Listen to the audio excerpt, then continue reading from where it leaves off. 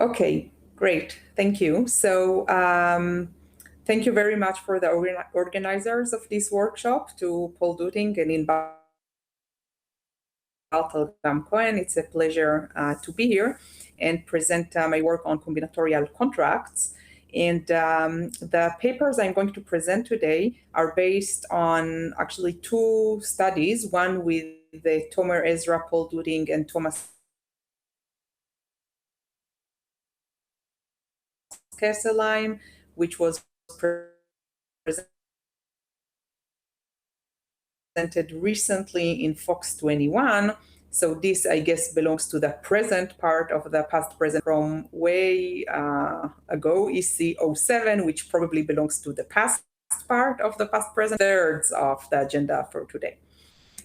So Inbal gave a very nice introduction to the area of algorithmic contract design. Let me very quickly repeat what she said. So algorithms and incentives interact in many different ways, and we are all in this community, we are very familiar with algorithmic mechanism design, which captures hidden preferences, where the goal is to incentivize agents to reveal their private types truthfully. But algorithms and incentives interact in many other ways, one of which is the topic of today's workshop, is contract. And contract design captures hidden action. Can you hear me well? Yes, we can. Okay, good.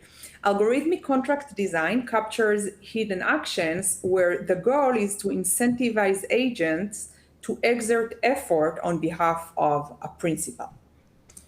Something that I realized recently, which is very nice, is that the playground that has been built for the study of algorithmic mechanism design is very well suited for the area of algorithmic contract design, as we will see today. So we have many tools, many concepts, many computational models that we are all familiar with. For example, the hierarchy of valuations, or the types of oracles or query, like demand queries and value queries, and all other types of machinery, tools, mechanism design. And I think part of what we'll see today in this talk is how these same tools are also very useful to study algorithmic contract design. And also, I should say that by no means these are the only two things that lie in the intersection of algorithms and incentives. So one very important area that Inbal mentioned is algorithmic information design or Bayesian persuasion, and you'll see some talks about this in this workshop also. Good. So contract design is one of the pillars of microeconomic theory. And actually, the last time I gave this talk, I mentioned Holstrom 79. Holstrom also got a Nobel Prize together with Hart on contract design. But there was actually earlier works, and one of the important earlier work is by Ross already in 73, who laid out the model of contract design, very beautiful model. And the underlying question is how to incentivize people to exert effort, which is definitely a problem that we all handle in all types of interactions with our family members, with our children, with our students, colleagues, etc., or workers.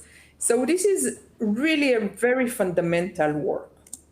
So let me give you a quick example so first of all, pictorially, what the principal agent model is, and then we will model it more formally using a mathematical model. So suppose there is a principal, and the principal wants to organize some event, but she doesn't have time to organize the event, so she hires an agent to organize the event for her. So she asks the agent, would you be able to organize this event for me? And the agent says, okay, I mean, he thinks to himself, there is so much work involved in organizing this event, lots of logistics. I have to buy foods, I have to buy beer, I have to buy balloons, I have to organize all these activities. It's very costly for me to organize this event. So obviously the natural thing for the agent to ask is, how much would you pay me if you want me to organize this event? And the principal is now thinking to herself, well, what would I pay the agent for? Of course, I'm sitting in my office and the agent is running all these errands and I won't be able to explicitly monitor his work. He might work very hard on the event, but he might go to the beach. So how should I design the contract, the payment scheme, in order to incentivize the agent to work? And eventually she comes up with this very brilliant idea, which is to pay the agent only if the event turns out to be a huge success. This is the only thing the principal can condition the payment on, because as Inbal said in her introduction, the principal cannot monitor the agent's action, only the outcome. And this is really the defining feature of this model. So let's see a mathematical model. How do we capture this problem mathematically? So we have an agent who chooses an action A. The action A, on the one hand, incurs some cost, C of A, which is known to both the principal and the agent. So this is the effect on the agent. The effect on the agent is the cost that the agent incurs. But there is also, of course, an effect on the principal, which is that the principal get rewards 1. This is just, let's normalize the reward to 1 with probability f of A. So the probability of success depends on the action chosen by the agent. So up until now, the agent has no incentive, no reason to work, because all he can see is that he incurs costs, so why work? And this is where the contract comes in place. So the principal defines a contract which is nothing but some number, alpha, between 0 and 1. And this means that the principal pays the agent in the case that the project succeeds, which is the only thing the principal can see. So in expectation, the principal pays the agent alpha times f alpha. Payment of alpha with probability f of alpha. And the agent in turn receives alpha f alpha, because this is what he gets from the principal. So what's the expected utility of our principal and agent here? The expected utility of the principal is 1 minus success, fa. The principal gets a rewards of 1, but pays an alpha fraction of it to the agent. What's the expected utility of the agent? The agent incurs a cost of CA in any case, and the agent gets a payment of alpha with probability f alpha. So the agent's expected utility is alpha f alpha minus C of A. And as Inbal said, the defining features of this model is hidden action. I said it several times, and here I am saying it again, because this is really the crucial part. The principal cannot observe the actions taken by the agent, only the outcome, which depends on the action of the agent stochastically. And this model has many, many applications, all kinds of services that are given now online, freelance services, legal services, others. All these applications are now moving online. And what it means is that contracts are moving online. And as they grow online, just like auctions, they grow in scale and complexity, and an algorithmic or computational treatment of this area is very timely. And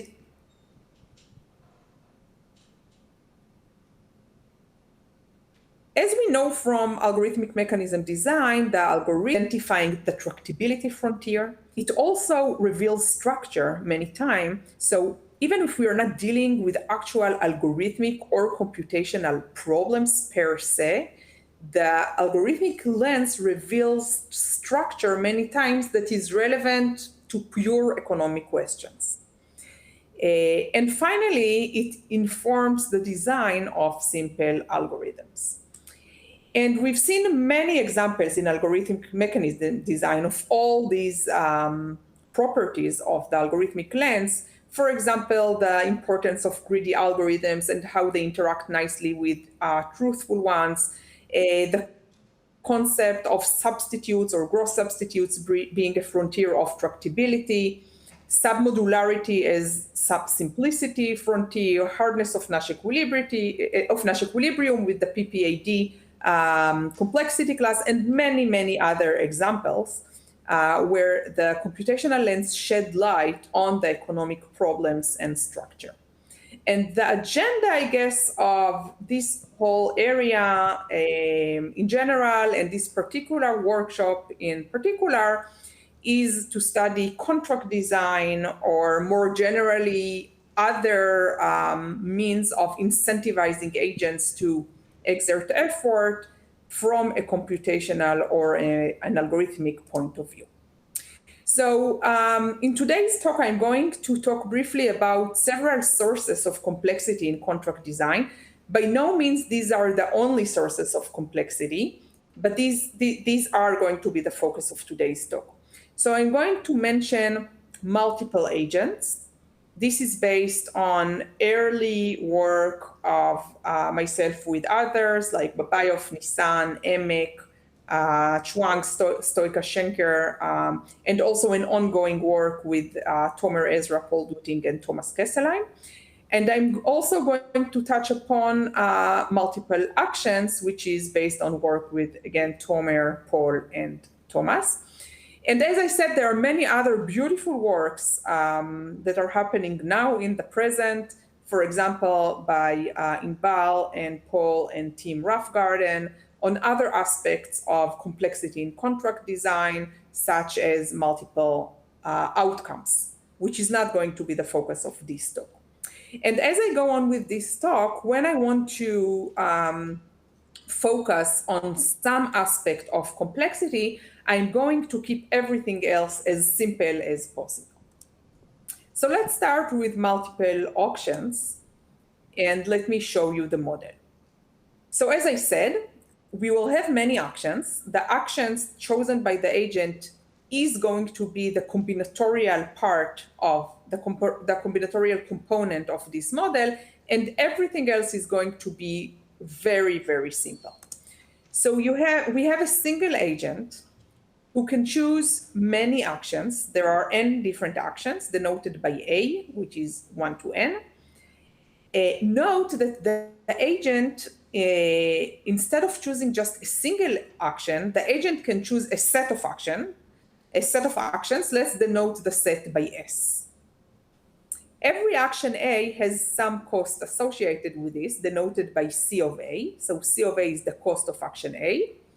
And let's assume, as I said, very, very simple model, that the cost of a set of action S is simply additive, meaning that the cost of a set of actions S is just the sum of the individual cost of the actions in this set.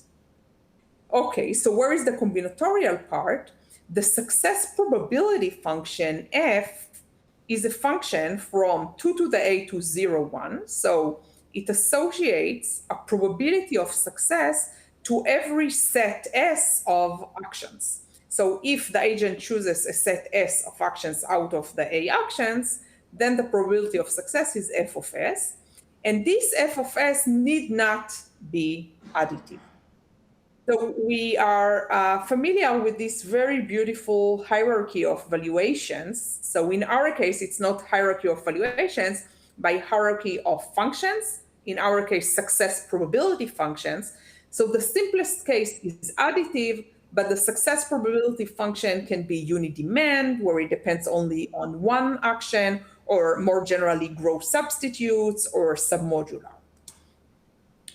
The reward of the principal is 1 for success and 0 for failure. So again, simplest possible model, binary outcome, 1 for a success or a failure. Reward is 1 for success and 0 for failure. So the optimal contract problem, and this is the problem of the principal, and this is our optimization problem in this work, is to find a set S to find a set S that maximizes 1 minus alpha times Fs, which is the principal's utility, subject to the constraint that S maximizes the utility of the agent, which is alpha Fs minus Cs. Okay, so recall, the only choice by the principal is what is alpha. How much do I pay for success? And here are the main results. So the first result is that we have a polynomial time algorithm for the case where F, the success probability function, is gross substitutes. And we also show that in some sense, gross substitutes E is a frontier of tractability. Specifically, we show that for the more general case of submodular function, success function, it is NP hard to compute the optimal contract. And it's a nice analog with the beautiful work of Noam Nissan and Ilya Segal, who showed that in the context of combinatorial auctions, they showed that gross substitutes constitute a tractability frontier for computing the optimal social welfare in the model of combinatorial auctions. And here again, we see that for a completely different problem, computing the optimal contract, which has a completely different structure and different constraints, again, gross substitutes rise up a tractability frontier, computational frontier for this very different problem. In order to gain some intuition about this problem, let's take a look at let's take a look at this how this problem looks pictorially. And for intuition, let me actually okay, it doesn't go. Okay, yeah. For intuition, let me take a special case of a very simple special case of gross substitutes success probability function, which is additive. So now in this example, F, the probability success function, is simply additive. What we have here are 3 actions, 1, 2, and 3. And what you see in the bottom is the cost of every action. So for example, the cost of action 1 is 0.1. And as I said before, the cost is an additive function. Always in our model, it's an additive function. And in this very simple case, also the success probability function is an additive function. So f of s in this case is just the sum of fa. And what we see in this slide is on the x-axis, we see the contract alpha, which is how much the principal pays, what fraction of the reward one the principal pays the agent in case of success. And what we see on the y-axis is the agent's utility, which is alpha fa minus ca. Now, every curve, which in this case is simply a linear line, represents one choice of the agent. For example, this red curve represents the agent's utility when he chooses the actions 1 and 2. So you see that when alpha is 0, the agent's utility is actually negative because he gets no benefit, but he incurs the cost of taking those actions. And as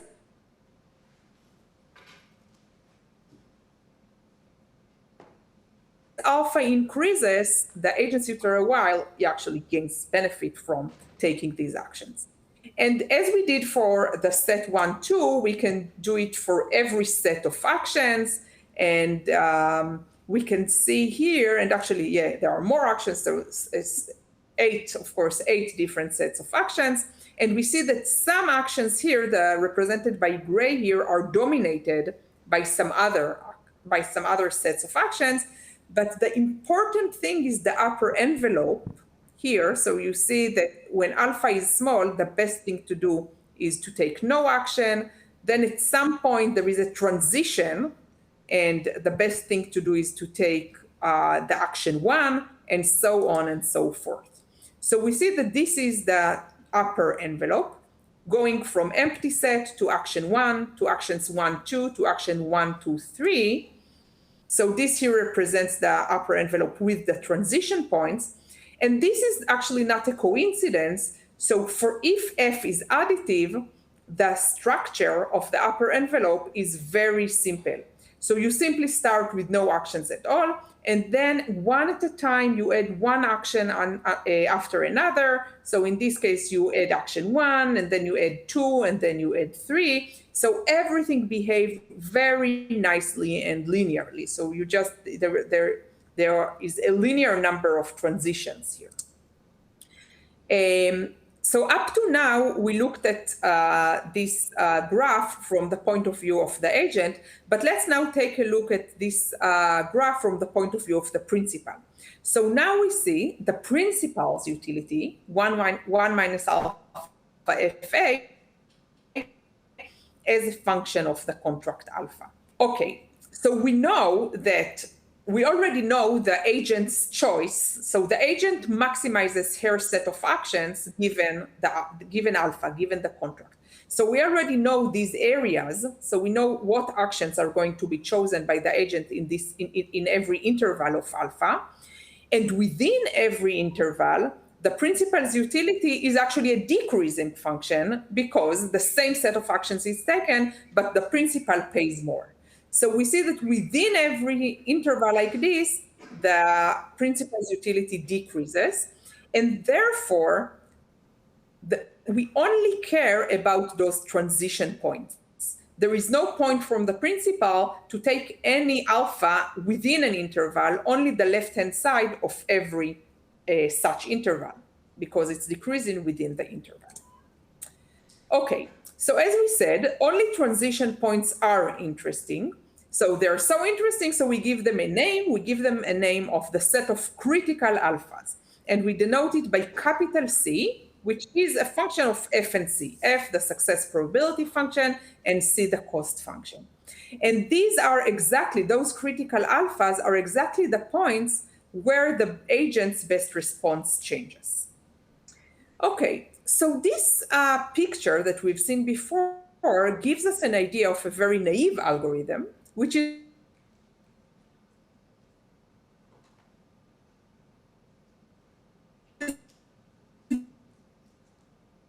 the following.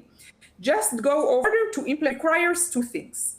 One is a subroutine. If we are in a specific alpha, we need a subroutine to find the next critical alpha.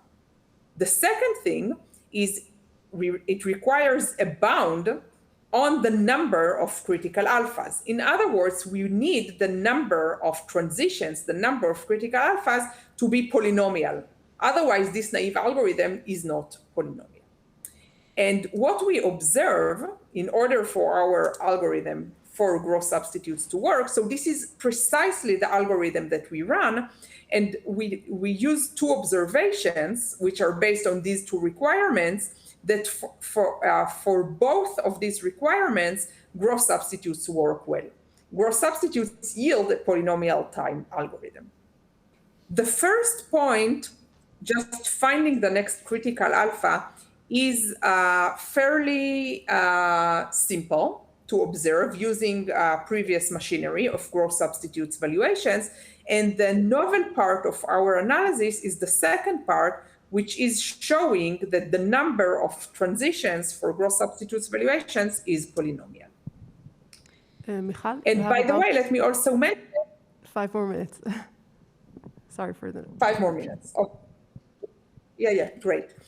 Okay, so let me also mention that for a submodular function f, we have exponentially many transitions. So indeed, the point of having only polynomially many transitions is a unique feature of gross substitutes function. In fact, we have a submodular function or even a coverage function for which we have all 2 to the n transitions.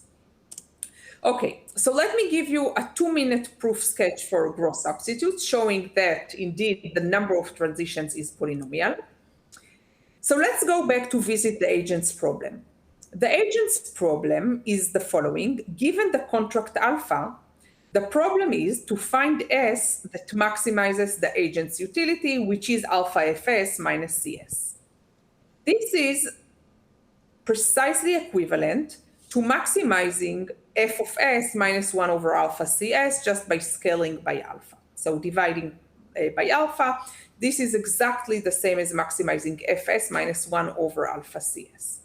Okay, now recalling that c of s is additive, this is precisely the problem of solving a demand query. So what is a demand query? A demand query, those of you who are not familiar, we have items. Every item is associated with a price. The agent has some valuation function, which is analogous to f here, and the prices of the items are analogous to the cost function here, c. And the question is, what's the best bundle for the agent in order to maximize her utility, which is her valuation for the set of items, S, minus the sum of the cost. This is exactly the demand query here, but we do not use it here in a standard way, that because the question that interests us here is the number of transitions as we grow alpha. The question translates to the following. Suppose that all prices go down simultaneously. So you start with some, let's say all prices are very high and you demand no items. And then all the prices go down simultaneously at the same rate of 1 over alpha. And the question is, what happens to your demand as alpha goes down, going from demanding the entire n items all the way to 0 items, or in this case, the analogous case here, what happens as you grow alpha, going from taking no actions to taking all actions. And what we show is that for gross substitutes function, at each critical point, and this is the key lemma that facilitates our analysis, at each critical point, the structure is very nice. So it's not as nice as for additive function as we've seen before. I remind you that if f is additive, in every transition point, it's very simple. You just add one action at a time. If f is gross substitutes, it's slightly more complicated, but not much more complex. What can happen is one of two things. Either a single action is added to S, as we see here, from 2 to 1, 2. So one action is added, or a single action from S is replaced by one with higher cost. So for example, this is what happens here when we move from 1 to 2. So we don't add actions. We're not moving from 1 to 1, 2. We're replacing the action 1 with the more expensive action 2. And these are the only two things that can happen for gross substitutes valuations. And now with this observation, it's very easy to construct a potential function argument that lets us bound the number of transitions to be quadratic. So this is the entire analysis. And for the sake of time, I'll have to skip the part about multiple agents. So let me go all the way to the summary. And I'll put these slides online in case you want to review it later. Right. So let me skip directly to the summary and the main takeaways.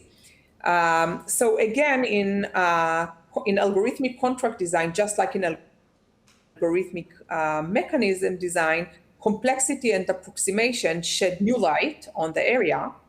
We have discovered very interesting connections between combinatorial auctions and interesting connections between algorithmic contract design and algorithmic mechanism design, combinatorial auctions, and other combinatorial optimization problem. So I didn't have time to mention, but there are other very nice combinatorial optimization problems that are closely related to problems that we have to solve when we solve combinatorial contracts problem. Just like we've seen for combinatorial auctions, gross substitutes is again a tractability frontier for solving this problem. And perhaps most importantly for these workshops, there are many fundamental problems that are still open. So I invite you to look at these papers and other papers that you will hear about today and find your own problems within this area. Thank you very much.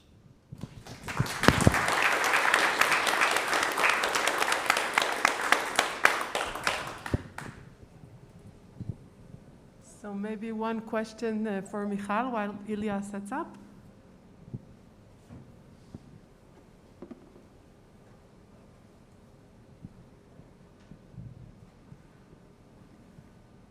Michal, I have one question. So this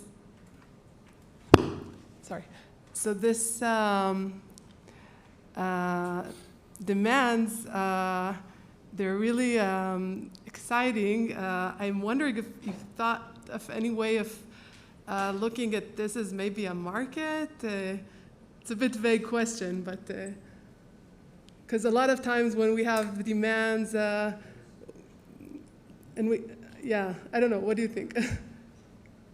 Yeah, so I think this is really a great question. So one of the things we are thinking about now is, first of all, this structure that we inevitably have, where we just decrease all prices at the rate of alpha, which is the problem that comes up here. We wonder if this problem comes up in some other auction settings or market settings, like what settings this problem comes up in. And another related problem is whether this problem, so we didn't use LPs in order to analyze this problem, but one question is whether this is related to, in some way, to the linear program that underlies market problems, so for example, the reason that gross substitutes comes up as the frontier is this thing about the fact that the integrality gap thing, that you have no integrality gap, and the optimal integral solution is also the optimal fractional solution. And this is what makes gross substitutes a frontier in this market design problem. And we also wonder if somehow this linear program, which is the linear program of market design, comes up here, and whether there is some integrality gap thing hiding behind these gross substitutes as a frontier for this contract problem. Great, thank you so much for the talk and for participating remotely, and Shabbat Shalom, since I know you're going to celebrate Shabbat now. Our next speaker is... Thank you very much again, and bye-bye.